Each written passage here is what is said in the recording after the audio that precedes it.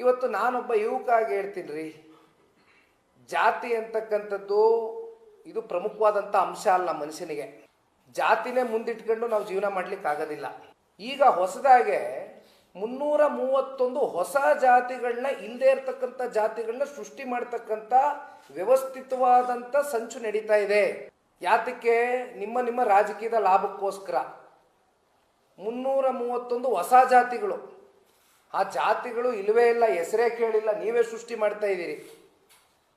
ಏನು ಇದರಿಂದಿನ ಉದ್ದೇಶ ಏನು? ನಿಮ್ಮ ಮುಂದಿನ ರಾಜಕೀಯದ ಭವಿಷ್ಯಕ್ಕೋಸ್ಕರ ಈ ಜಾತಿ ಗಣತಿ ಆಗಬೇಕಾಗಿರ್ತಕ್ಕಂಥದ್ದೇನು? ಅಂತಿಮವಾಗಿ ಇಲ್ಲಿ ಆಗಬೇಕಾಗಿರುವಂಥದ್ದೇನು? ಯಾರು ಕಟ್ಟಕಡೆಯ ವ್ಯಕ್ತಿ ಇರ್ತಾನೆ ಸಮಾಜದಲ್ಲಿ, ಅವನಿಗೆ ಸಾಮಾಜಿಕವಾಗಿ, ಆರ್ಥಿಕವಾಗಿ, ಶೈಕ್ಷಣಿಕವಾಗಿ, ದೇವರಾಜಣ್ಣವ್ರು ಹೇಳ್ದಂಗೆ ಧ್ವನಿ ಇಲ್ಲದೆ ಇರ್ತಕ್ಕಂಥ ವ್ಯಕ್ತಿಗೆ ಧ್ವನಿ ಆಗ್ತಕ್ಕಂಥದ್ದಕ್ಕೆ ಇವೆಲ್ಲವೂ ಕೂಡ ಆಗಬೇಕಾಗಿದೆ ಅಂತಕ್ಕಂಥದ್ದು ನಾನು ಭಾವಿಸಿದ್ದೀನಿ.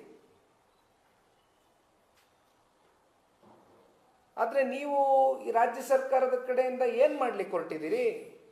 ಈಗ ಆಲ್ರೆಡಿ ಕೇಂದ್ರ ಸರ್ಕಾರದಿಂದ ಒಂದು ಕಾಲಮ್ಮೇ ಆ್ಯಡ್ ಮಾಡಿದ್ದಾರೆ ರೀ, ಜಾತಿ ಗಣತಿ ಕಾಲಮ್ ಅವ್ರು ಮಾಡ್ತಾ ಇದ್ದಾರೆ ಕೇಂದ್ರ ಸರ್ಕಾರ.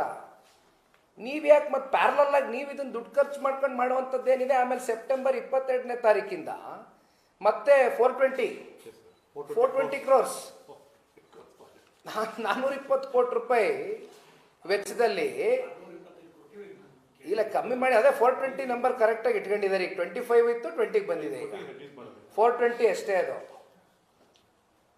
420 ಕೋಟಿ ರೂಪಾಯಿಯಲ್ಲಿ ಸೆಪ್ಟೆಂಬರ್ 22ನೇ ತಾರೀಕಿಂದ 15 ದಿನದಲ್ಲಿ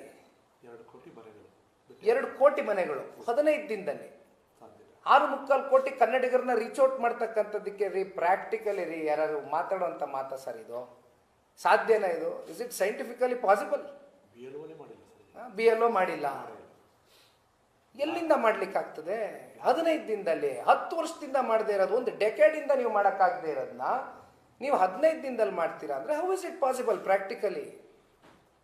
ಯಾತಕ್ಕೆ ನಿಮ್ಗೆ ಯಾಕೆ ಇಷ್ಟು ಅರ್ಜೆನ್ಸಿ? ಯಾಕೆ ಇಷ್ಟು ತರಾತುರಿ? ಯಾಕೆ? ಇದರಿಂದ ಉದ್ದೇಶಗಳೇನು?